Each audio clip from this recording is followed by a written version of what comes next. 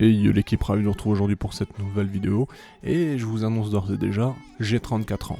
Oui, c'est quand même une étape. Bref, passons. Sujet principal du jour, Eucophila smaragina australienne. Comment ça se passe, comment les faire évoluer, comment réussir sa fondation, qu'est-ce qui s'est passé, bref, je vais tout vous détailler et on va voir ça directement dans la vidéo. Première étape, je vais vous rappeler un peu la provenance, donc ici Australie accessoirement, bien entendu. Elles viennent de chez Ment, vous savez avec Ment, chaque année ils reçoivent des Eucophila, chaque année j'en récupère ou j'en achète. Cette année-ci, pour une totale transparence, j'en ai récupéré 10, 3 pour la collab, 7 achetés. À savoir que sur les 10, il y en a qui vont chez des collègues, bref, c'est comme chaque année, il y a des gens qui en veulent, donc je prends en groupe, en lot, je veux dire. Et comme chaque année, on a des pertes en fait.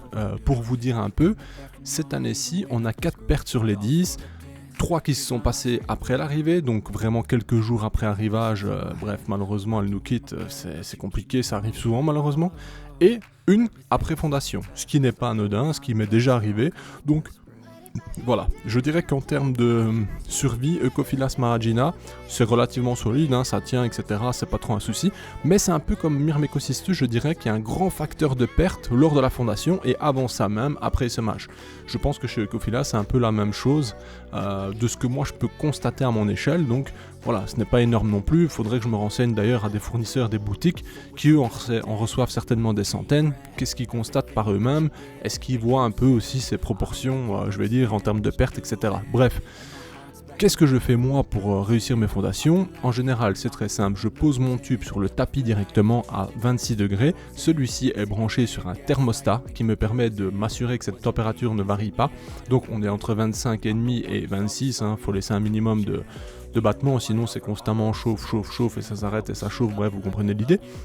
Elles sont chauffées de 9h le matin à 21h le soir et généralement ça prend un mois et demi, peut-être un peu moins, ça varie, ça dépend d'une reine à l'autre, mais pour que les premières ouvrières arrivent. Je nourris également d'une goutte de liquide sucré à l'arrivée, je réitère cette opération toutes les semaines.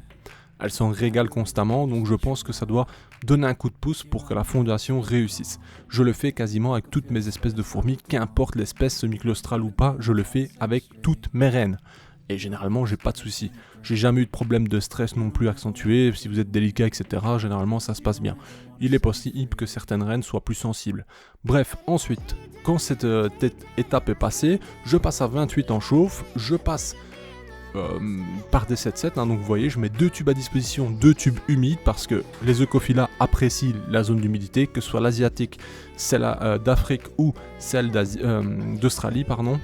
Franchement, elles apprécient tout un minimum d'humidité, donc 2 tubes humides directement, je passe la chauffe à 28, je mets 50% du setup, du moins, vous voyez les tubes sont légèrement surélevés, les tubes je les mets au-dessus du tapis chauffant, toujours sur thermostat, et le reste je le laisse en dehors, je pourrais vous le montrer visuellement une fois si vous le souhaitez. Je nourris directement la protéine dès que les premières ouvrières sont là, et je varie donc un nourrissage sur 2, je ramène de la protéine en plus. Pour les nourrir à ce stade-là, c'est très simple, un tout petit récipient, vraiment tout petit, vous mettez quelques gouttes de liquide sucré, une tête de blatte, ou comme vous le voyez ici, j'ai mis un grillon. Bon, là j'ai mis un grillon complet, donc ça fait déjà beaucoup, mais en soi, vous pouvez mettre même pas la moitié, c'est déjà largement assez. Et pour le reste, ça roule tout seul, c'est pas compliqué. Toujours veiller à ce qu'il y ait de l'eau, qu'il y ait de l'humidité, veillez à ce que les températures soient quand même correctes, parce que si vous ne chauffez pas pour les Eucophila, généralement ça va mal se passer, ça va pas se développer, ça ne va pas avancer.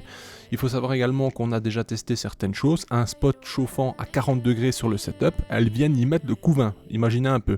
Bien sûr, je vous recommande pas de le faire, mais c'est quand même des conditions qu'elles apprécient. Donc si vous avez une énorme colonie, rien ne vous empêche de mettre un spot bien précis, un endroit avec une chauffe assez poussée pour ne pas chauffer l'intégralité. Bref, je pense qu'en termes d'informations globales, vous avez eu l'essentiel. Si vous avez des questions, n'hésitez pas en commentaire, mais sinon voilà, 3 futures colonies, je l'espère.